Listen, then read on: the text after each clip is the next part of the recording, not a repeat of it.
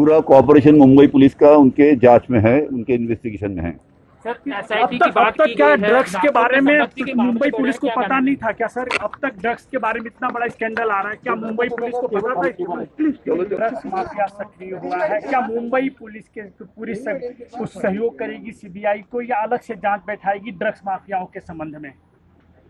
देखिए, अभी जो सीबीआई की इंक्वायरी जो हो रही है उसमें मुंबई पुलिस का पूरा सहयोग है, पूरा कॉर्पोरेशन मुंबई पुलिस का उनके जांच में है, उनके इन्वेस्टिगेशन में है। सर एसआईटी की बात की क्या गई है, ड्रग्स के बारे में मुंबई पुलिस को पता नहीं था क्या सर? अब तक ड्रग्स के बारे में इतना बड़ा स्कैंडल आ रहा है, क्या मुंबई पुलिस को पता था?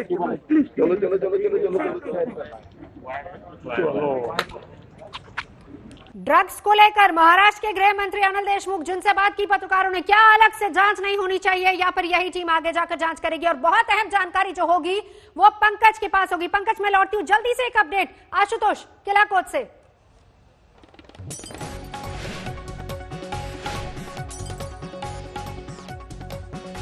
महाराष्ट्र के गृह मंत्री अनिल देशमुख का ये बड़ा बयान, सीबीआई को सहयोग कर रही है मुंबई पुलिस, ये उन्होंने बात कही है। ड्रग्स एंगल को लेकर ज्यादा कुछ कहने से बचते नजर आए महाराष्ट्र के गृह मंत्री अनिल देशमुख जिनसे पत्रकार सवाल कर रहे थे। कहा कि इस पूरे मामले में मुंबई पुलिस का पूरा सहयोग है, लेकिन ड्रग्स मामले को लेकर सवाल किया तो बचते नजर आए। मुनीश पांडे, क्या समझ में आ रहा है अब आगे मामला? जी देखिए नवजोत, एक बात तो साफ है कि ड्रग्स का जो ये पूरा व्यापार है वो मुंबई पुलिस की आंख को नीचे हो रहा था और उनको इस बारे में जानकारी भी नहीं थी। और ये कहना गलत होगा कि उनको जानकारी नहीं थी। आज से नहीं, दशकों से इस तरीके से ड्रग्स का व्यापार चल रहा है। और सबसे अहम इसलिए हो जाता है क्योंकि मुंबई पुलिस सबसे पहले इस मामले की जांच कर रही थी, तफ्तीश कर रही थी। और उस समय जब सुशांत की मौत को लेकर बातचीत हुई थी तो ये जो डेटा था ये ईडी को रिया चक्रवर्ती के फोन से मिला, लेकिन रिया चक्रवर्ती का फोन कभी मुंबई पुलिस ने सीज नहीं किया। अगर उन्होंने सीज किया होता तो उनको भी ये सबूत मिलते और वो कार्रवाई कर सकते थे, क्योंकि एक इंसान की मौत हो जाती है, आपको सभी पहलुओं पर ध्यान देना होगा। मुंबई पुलिस ने उस पहलुओं पर ध्यान नहीं दिया। और अनिल देशमुख इस बात को तो बोलते हैं कि वो मुंबई पुलिस जो है सीबीआई को सहयोग कर रही है, लेकिन वो इस बात पे पूरी तरह से कन्नी कर जाते हैं कि मुंबई पुलिस को इस बारे में क्यों नहीं जानकारी थी। मुनीश पांडे, ये बहुत अहम है क्योंकि जिस वक्त बिहार में एफआईआर दर्ज हुई, बिल्कुल आपको याद होगा एफआईआर दर्ज हुई, बिहार पुलिस वहां पर जाती है जांच करने के लिए, जांच नहीं करने दी जाती। डीजीपी बिहार के बार बार ये कहते हैं कि क्या वजह है, आप किन चीजों को छुपा रहे हैं, किस किस को बचाना चाह रहे हैं। जब ये शब्द आता है कि आप किसको बचाना चाह रहे हैं, उसके बाद आज जब ये पूरे ड्रग रैकेट का भांडाफोड़ हो रहा है, पूरी पिक्चर क्लियर सामने आ रही है, तब बहुत सारे सवाल खड़े होते हैं। लेकिन इस बीच क्या कह रहे हैं गृह मंत्री महाराष्ट्र की, जरा वो सुनिए। देखिए, अभी जो सीबीआई की इंक्वायरी जो हो रही है उसमें मुंबई पुलिस का पूरा सहयोग है, पूरा कॉर्पोरेशन मुंबई पुलिस का उनके जांच में है, उनके इन्वेस्टिगेशन में है। सर एसआईटी की बात तक की क्या गई है, ड्रग्स के बारे में मुंबई पुलिस को पता नहीं? नहीं था क्या सर? अब तक ड्रग्स के बारे में इतना बड़ा स्कैंडल आ रहा है, क्या मुंबई पुलिस को पता था? सवाल का जवाब नहीं मिला, हाथ जोड़कर फिर वो आगे चल दिए। यानी कि क्या अब तक ड्रग्स के बारे में नहीं पता था पुलिस को? हाथ जोड़े और गृह मंत्री आगे चल दिए। जल्दी से आशुतोष अपडेट वहां से किलाकोट से। बस अब कुछ मिनटों की बात है नवजोत, और इस बीच जो गृहमंत्री का बयान आया है महाराष्ट्र के कि बाकी तो जांच एजेंसियों में सहयोग कर ही रही है, पुलिस कर रही है, लेकिन सबसे बड़े सवाल पर चुप्पी, और वो चुप्पी अपने आप में दूसरे कई सारे सवाल खड़ा कर देती है। लेकिन इस बीच आपको एक बार फिर सीधे तस्वीरें, यहाँ पर दरअसल सुरक्षा भी थोड़ी और बढ़ा दी गई है, अतिरिक्त पुलिस बल को भी बुला लिया गया है, क्योंकि जब तीनों आरोपियों को ले जाया जा रहा था तो उसमें पुलिस को काफी मशक्कत करनी पड़ी थी। तो अब दोबारा वैसा ना करना पड़े इसलिए अतिरिक्त पुलिस बुला दी गई है। तो इस बीच जो गृहमंत्री का बयान है कि सीबीआई को जांच में पूरा सहयोग मिल रहा है, लेकिन ड्रग्स के मामले पर चुप्पी। और हम हमेशा जानते हैं पुलिस की मर्जी के बिना किसी राज्य में कोई अपराध नहीं होता। पुरानी कहावत है, मंदिर से चप्पल भी ना चोरी हो अगर पुलिस चाहे तो। ये तो फिर भी ड्रग्स का मामला है, किसे नहीं पता होता किस इलाके में ड्रग्स बिकती है, कहाँ शराब की दुकान है, कहाँ अवैध कारोबार होता है। ये सब जानने के बावजूद भी आखिर ये पूरा जो कारोबार था ये कैसे फल फूल रहा था।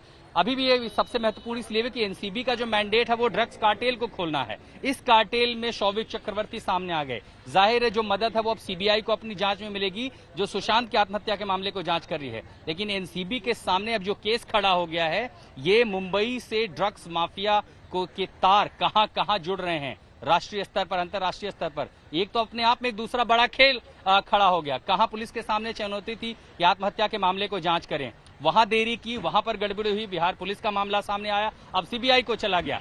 सीबीआई आई तो एनफोर्समेंट डायरेक्टरेट आ गई, एनफोर्समेंट डायरेक्टरेट सामने आई तो एक तार सामने आ गए ड्रग्स के, मामला एनसीबी को गया। ईडी के मामले पर आज इतना बड़ा बखेड़ा कि एनसीबी ने आखिरकार उसी परिवार से गिरफ्तारी कर ली। शौविक चक्रवर्ती, सैमुअल इस समय ठीक किला कोर्ट में, जहां पर मजिस्ट्रेट के सामने सुनवाई चल रही है। एनसीबी ने रिमांड की मांग की है।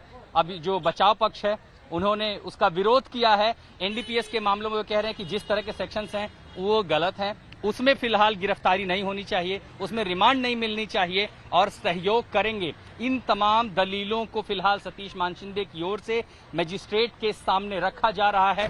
कोर्ट के बाहर मुंबई पुलिस का अतिरिक्त बल तैनात किया गया है ताकि थोड़ी ही देर में जब अभियुक्तों को यहां से निकाला जाए, यहां से आगे ले जाया जाए तो फिर मशक्कत ना हो।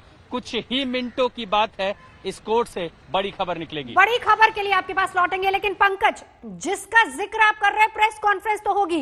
अभी आपने सुना कि महाराष्ट्र के गृह मंत्री क्या कर रहे थे जब ड्रग्स को लेकर सवाल किया गया, हाथ जोड़कर उन्होंने कोई भी सवाल का जवाब नहीं दिया सिवाय ये कहने के कि मुंबई पुलिस पूरा सहयोग सीबीआई को कर रही है। लेकिन बताइए कि अगर इतने बड़े ड्रग रैकेट का भांडाफोड़ होगा या फिर अगर ये बात कही जा रही है कि पुलिस को पता नहीं था, कितनी हजम होती है ये बात?